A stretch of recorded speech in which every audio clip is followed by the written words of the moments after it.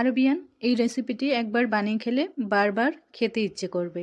আপনারা আপনাদের পরিবারের সবাইকে এই রেসিপিটি বানিয়ে খাওয়াতে দেখবেন। আবারও আপনাকে বানিয়ে দেওয়ার জন্য রিকোয়েস্ট করব। হ্যালো এভরিওয়ান, আসসালামু আলাইকুম। কেমন আছেন সবাই?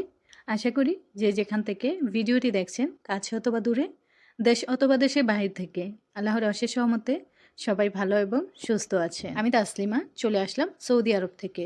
সৌদি আরবের খুবই ফেমাস এবং বিখ্যাত একটি রান্না নিয়ে, যেই রান্নাটা একবার খেলে বারবার খেতে চাই। শুরুতেই আমি বলতে চাই, আমার প্রিয় আপু এবং ভাইয়ারা যারা যারা আমার লাস্ট ভিডিওটি দেখেছেন, সুন্দর সুন্দর কমেন্ট করেছেন, তাদেরকে মন থেকে অনেক অনেক ভালোবাসা আর সাথে ধন্যবাদ। এভাবেই ভালোবাসা দিয়ে আপনারা আপনাদের বোনের পাশে থাকবেন আশা করি। তাহলে চলুন ফিরে আসি রান্নায়। রান্না করার জন্য এখানে আমার লাগবে চিকেন। চিকেনটাকে আমি চামড়া ফেলে দিয়ে ভালো করে ধুয়ে নিয়েছি, আর মাঝখান দিয়ে এভাবে কাটা কাটা দাগ করে নিয়েছি। এভাবে করে নিলে মাংসর ভেতরে একদম মশলাটা ঢুকবে, খেতেও ভালো লাগবে। তারপর আমি একটা প্যান চুলায় বসিয়ে দিলাম, দিয়ে দিলাম অল্প পরিমাণের ঘি, আর এখানে পেঁয়াজ আর রসুন কুচি দিয়ে দিলাম। পেঁয়াজের কুচিটা একটু বেশি নিয়েছি আমি, আপনারা রান্নার পরিমাণটা বুঝে পেঁয়াজ কুচি নিতে পারেন, সাথে রসুন। তারপর আমি পেঁয়াজ আর রসুনটাকে ভালো করে ভেজে নেব। আর আমি এখানে ঘি ব্যবহার করেছি, আপনারা চাইলে সরিষার তেল অথবা রান্নার সাদা তেল বা ঘি যে কোনোটা দিয়েই রান্নাটা করতে পারবেন। আমরা যেহেতু তেলের পরিমাণটা কম খাই, তাই অল্প পরিমাণের ঘি দিয়েছি। আপনারা চাইলে বাড়িয়ে অথবা কমিয়ে নিতে পারেন আপনাদের রান্নার পরিমাণটা বুঝে। তো আমার কাছে মনে হচ্ছে যে ঘি একটু কম হয়েছে, তাই আমি একটু রান্নার সয়াবিন তেল দিয়ে দিলাম। আমার যে সকল আপু এবং ভাইয়ারা ভিডিওটি প্রথম দেখছেন, চাইলে আমার চ্যানেলটিকে সাবস্ক্রাইব করে পাশে থাকা বেল বাটনটি বাজিয়ে দিতে পারেন। তাহলে আমার সব ভিডিওর নোটিফিকেশন সবার আগে আপনাদের কাছে পৌঁছে যাবে। আমি যখন ভিডিও আপলোড করব, সবার আগেই আপনাদের কাছে নোটিফিকেশন চলে যাবে, আর আপনারা আমার ভিডিওটা দেখতে পারবেন। এখানে আমি দিয়ে দিলাম একটা শুকনা লেবু আর দারুচিনির টুকরা। আমার ভিডিওটি যেই সকল আপু এবং ভাইয়ারা দেখছেন, আপনারা কিন্তু চাইলে আপনাদের পরিবারের সবার সাথে ভিডিওটি শেয়ার করতে পারেন।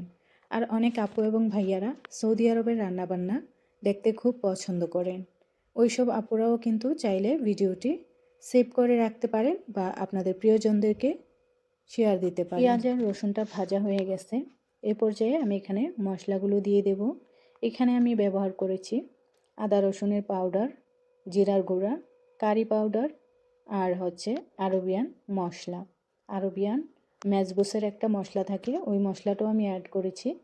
আর আপনারা কিন্তু এই ম্যাজবুসের মশলা দিয়েই যে রান্নাটা করতে হবে তা কিন্তু না, আপনারা আপনাদের হাতের কাছে যে মশলাটা থাকবে সেটা দিয়েই এই রান্নাটা করতে পারবেন, কোনো সমস্যা নেই। তবে রান্নার ফ্লেভারটা একটু চেঞ্জ হতে পারে, তাতে কোনো সমস্যা নেই। শুধু রান্নার প্রসেসগুলো দেখে যেভাবে আমি রান্নাটা করেছি সেভাবে রান্না করলেই দেখবেন খুব মজা হবে। মশলাগুলো দিয়ে নেড়ে ছেড়ে অল্প পরিমাণের পানি দিয়ে ঢাকনা দিয়ে দিলাম মশলাটা কষানোর জন্য। মশলাটা আমার কষানো শেষ, দেখেন উপর দিয়ে মানে তেলটা ভেসে উঠেছে। আর যে কোনো রান্না করবেন, উপর দিয়ে যখন মশলা কষানোর পর উপর দিয়ে তেলটা ভেসে উঠবে, তখন বুঝতে হবে যে মশলাটা কষানো হয়ে গেছে। তো আমার মশলা কষানো শেষ, এই পর্যায়ে আমি দিয়ে দেব এখানে আগে থেকে কেটে ধুয়ে রাখা চিকেনগুলো দিয়ে আমি কিছুক্ষণ নেড়ে চেড়ে নেব। আমি এখানে একটা মুরগিকে 4 পিস করে নিয়েছি, আর মুরগির পিসগুলোও কিন্তু আপনারা আপনাদের পছন্দ মতো করবেন।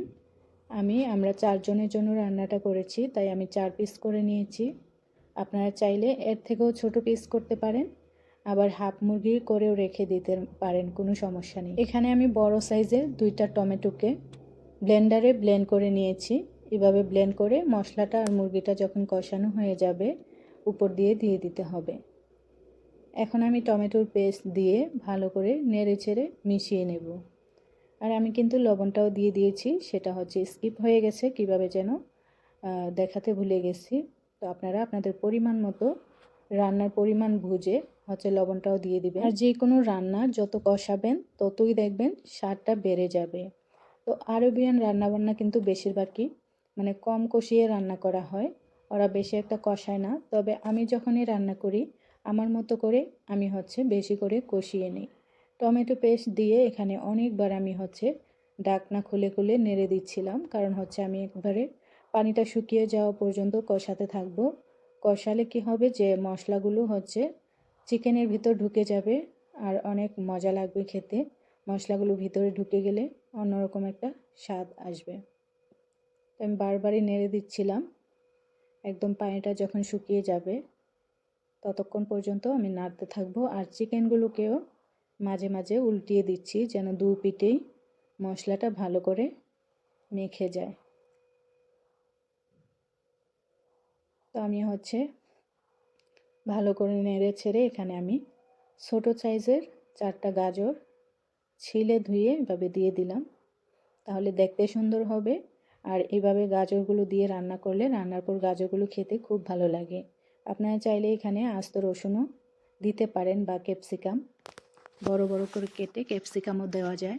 তো আমিও ক্যাপসিকাম দিতে গিয়েও আরেকবার হচ্ছে ভাবলাম যে না দিব না, যেহেতু গাজর দিচ্ছি। আপনারা চাইলে ক্যাপসিকাম অথবা আস্ত রসুন, গাজর, পেঁয়াজও দিতে পারেন, খুব ভালো হবে। তো মশলাটাকে ভালো করে কষিয়ে নিয়ে এখানে আমি হচ্ছে মুরগি সেদ্ধ করার জন্য পরিমাণ মতো পানি দিয়েছি। পানির পরিমাণটা একটু বুঝে শুনে দেবেন যেন হচ্ছে ভাতটা নরম না হয়ে যায়। তো আমি অপেক্ষা করব মুরগিটা সেদ্ধ হওয়া পর্যন্ত। দেখেন অনেকটাই পানি কমে গেছে, আমার মনে হচ্ছে এখানে পানি কম হবে। তো আমি পরবর্তীতে আর একটু পানি অ্যাড করব।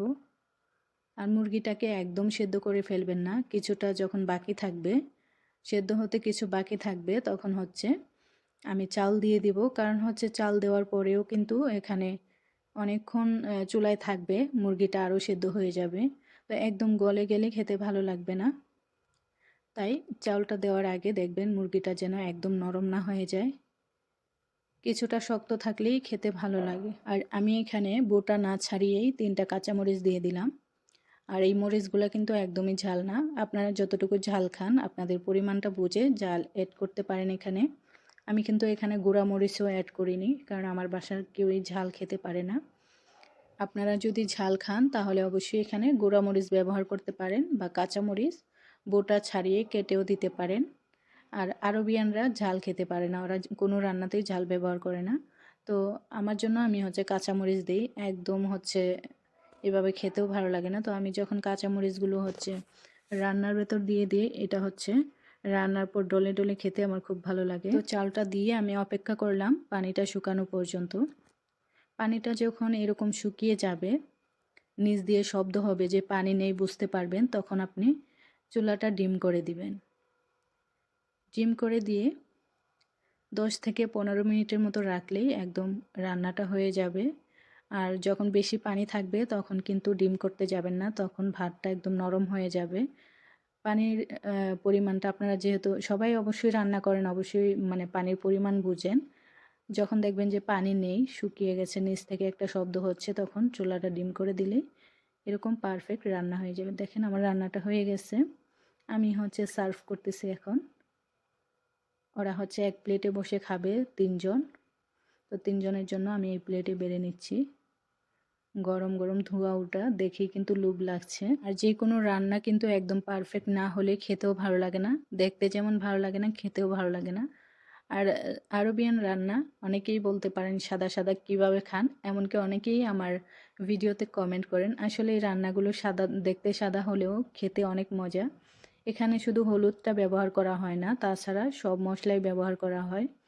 হলুদটা দিলেই হলুদ হয়ে যেত, তো ওরা হচ্ছে হলুদ খায় না, পছন্দ করে না, তার জন্য হলুদ দেইনি। তো এই তো আমার রান্নাটা কমপ্লিট হয়ে গেছে। যারা যারা ধৈর্য সহকারে এতক্ষণ পর্যন্ত আমার ভিডিওটি দেখছেন তাদেরকে অনেক অনেক ধন্যবাদ।